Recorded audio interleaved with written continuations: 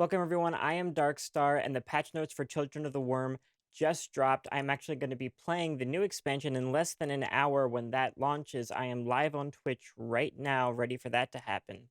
And real quick, before we get started, I just dropped my full recap of the Back for Blood story video on YouTube yesterday, which is where you should be watching this.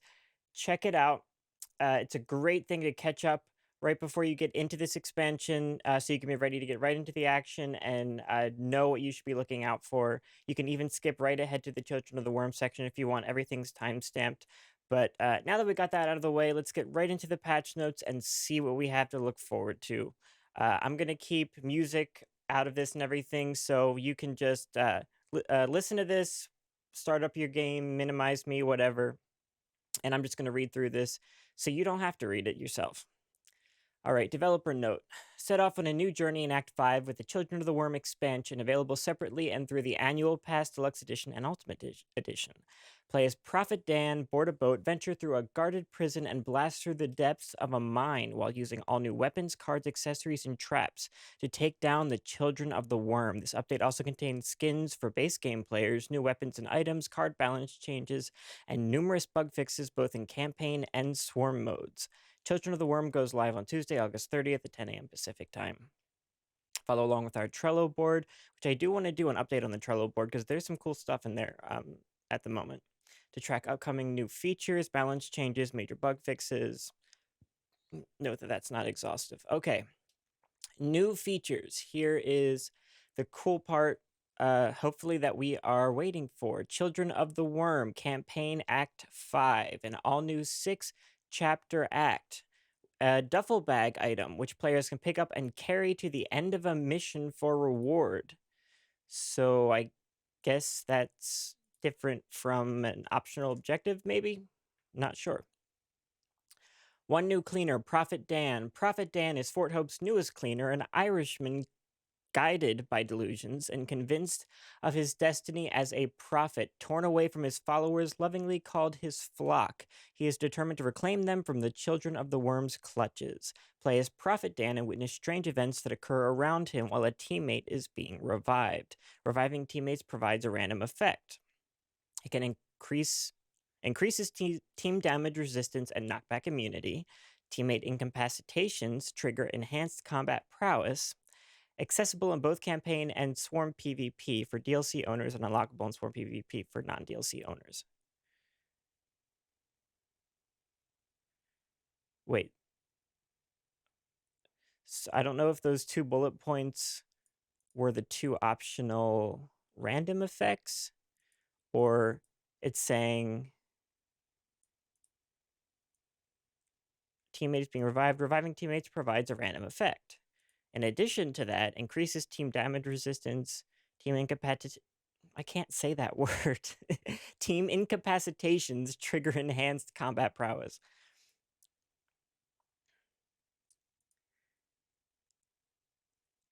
So maybe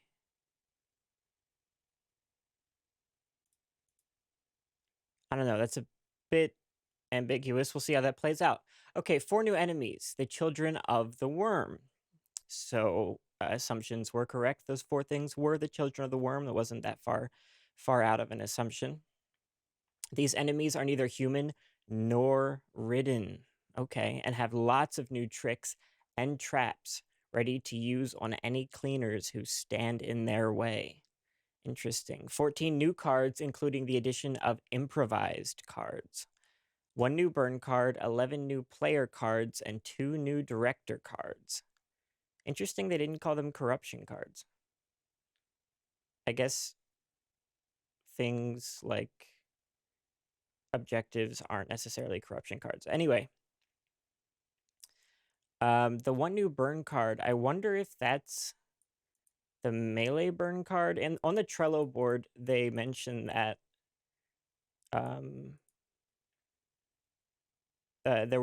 people were complaining there are no melee burn cards, and so they wanted to add one, but also maybe there was a burn card that's already been announced and I'm forgetting it. Who knows? 11 new player cards and 2 new director cards. Okay, anyway. Sorry, just trying to recall some of the cards. Anyway, 3 new items. Bear Trap, Bait Jar, Smoke Grenade. We've already seen some teasers of those. 3 new weapons, Lockjaw, Bow, and Iron Claws. 8 new expansion 2 exclusive cleaner skins. Okay. Sorry, that was just weirded kind of word.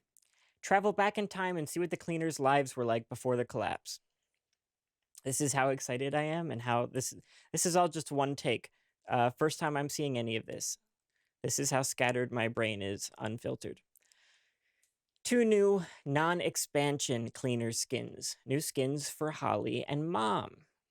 I'm assuming this is the roller derby one and the, like, rocker mom. It was like an 80s one or something, or whatever. I don't know. But, cool. 12 new expansion, 2 exclusive weapon skins, new banners, sprays, and emblems. Fort Hope firing range update. Added new expansion 2 weapons to the fire range. Minigun added. That's nice. New achievements and accomplishments, of course. Okay. So overall, lots of cool stuff. The patch notes aren't telling us a lot we didn't know already that, like, wasn't teased already, but cool nonetheless. Campaign updates, general. Bleed out damage on Nightmare difficulty increased by 50%.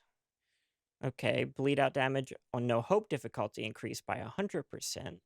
Friendly fire on incapacitated players will no longer count toward player kicking. Because can you hurt players that are incapacitated? I don't think so. Knockback friendly fire kills now count toward player kicking criteria. What? Knockback friendly fire kills. Oh, is that when, like, they make something like explode and knock you back or something? There are probably some terms here I should know, maybe. We'll see. General card updates. Battle Lust. Trauma heal increased to 12.5% from 10%. That's nice. Bravado. Wait, Battle Lust? What? Melee kills heal 0.1 trauma. I guess that's supposed to say 0.125 trauma instead of 0.1 trauma. It's like, you're not healing 10% of your... I don't know exactly what that means, but okay. Bravado.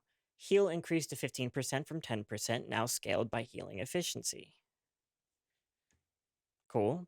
Breakout. Base time reduced to 1.5 from 2. Defensive maneuver. The category and icon for this card have been updated to better reflect its newer functionality of damage resistance instead of move speed.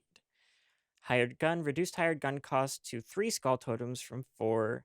Copper gain per kill increased to 2 from 1. I don't know if that's going to make it usable still, but it's better, I guess. Lucky pennies. Bonus increased to 100% from 35%. Bonus, I guess, meaning you now have 35% chance to get 100% more copper, which does make the card significantly better. On your mark, ammo gain increased to 7.5% from 5%. All right. Pinata, or Pinata as it's listed here. Base item find chance increased to 10% from 15%. Each item chance now increases by 1% for each AI killed and resets to its base when it successfully procs. Do we have to call stuff AI now that that the children aren't ridden? We can't say each ridden killed anymore. Okay, scar tissue, updated description to accurately reflect its 50% acid damage resistance. Huh, didn't know that was a thing. Slippery when wet, cooldown modifier increased to 50% from 20%. Spiky bits, damage decreased to 15 from 20. That's annoying. Corruption card updates, biohazard, reduced fog effects, toxic spill, reduced fog strength. Okay. Item updates, objective item throw speeds decreased to 800 from 1,000. What? Objective item throw speeds decreased to 800 from 1,000.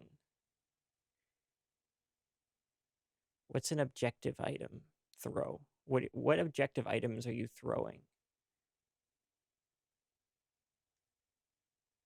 Is that like the Dr. Rogers research or something, or am I like thinking of something totally off? They trying to get you to stop from throwing stuff over edges? That's the first thing I'm thinking of, but maybe that's something different. Medical grade taser. This legendary defibrillator has been renamed to EMT's jumper cables. Description now mentions the stun effect upon use. Weapon updates. Shotgun pellet damage ranges now correctly match their base damage ranges. That's nice. 870 Express Shotgun. Fall off now correctly starts at 7.5 meters at all tiers instead of just tier 1. Base damage reduced to 10 from 11. Pellet damage increased to 9.8 from 8.8.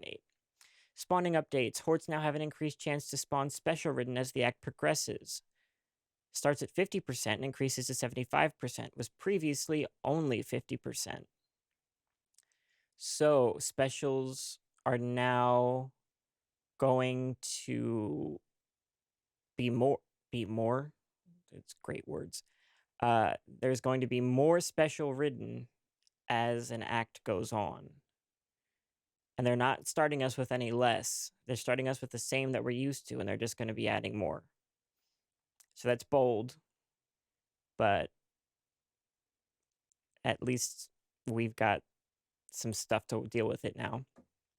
Bot updates. Ammo drop behavior for bots has been modified. Okay. Light, medium, shotgun, rifle ammo drop reduced to 120, 80, 30, 30 from 180, 120, 45, 45. Increase the threshold bots dropped ammo to 55%, remaining max ammo from 30%. Drop check radius increased to 800 from 500 to reduce the odds of bots dropping ammo at the same time. Increase the cooldown to 60 seconds from 30. Okay. Ridden updates. Updated hit reaction animations for mutated ridden. Some more animations. Made improvements to Hag's hit reaction behavior. Made improvements to Sleeper's AI while pouncing on cleaners. I sure hope so, because it's really annoying the way it works now.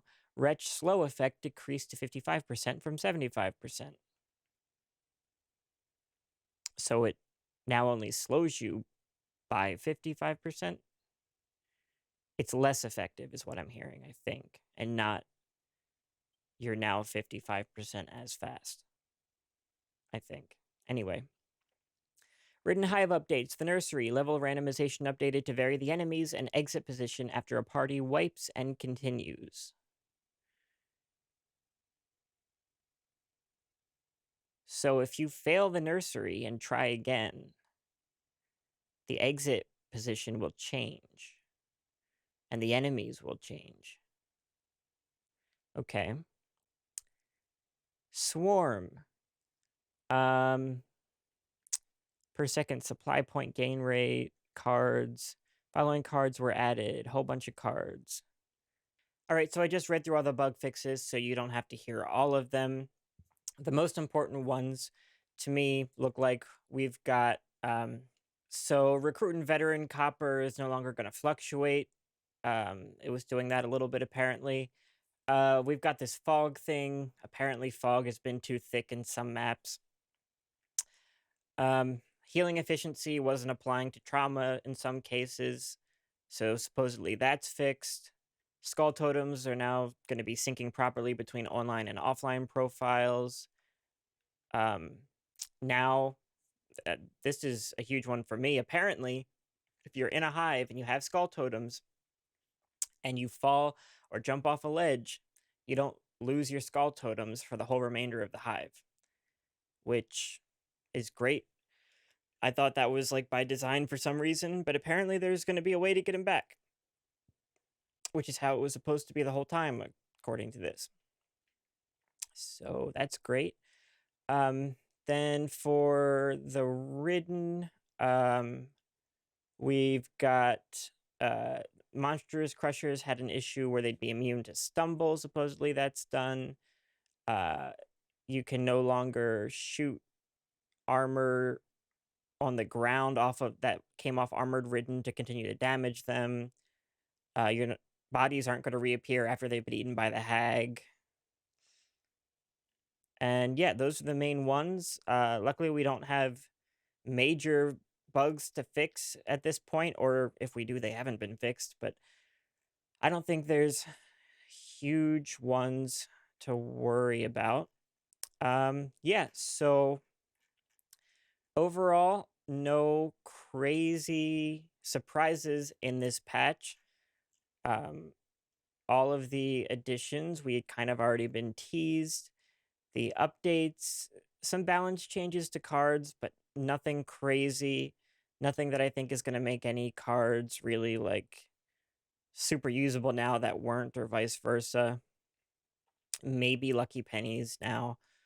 Um, but yes, so I'm going to go ahead and get this video out and get right into the game. So thanks so much for watching. Come join me now or in the near future. We will slay some Ridden or some children of the worm together and have some fun. Like and subscribe. I'll see you in the next one.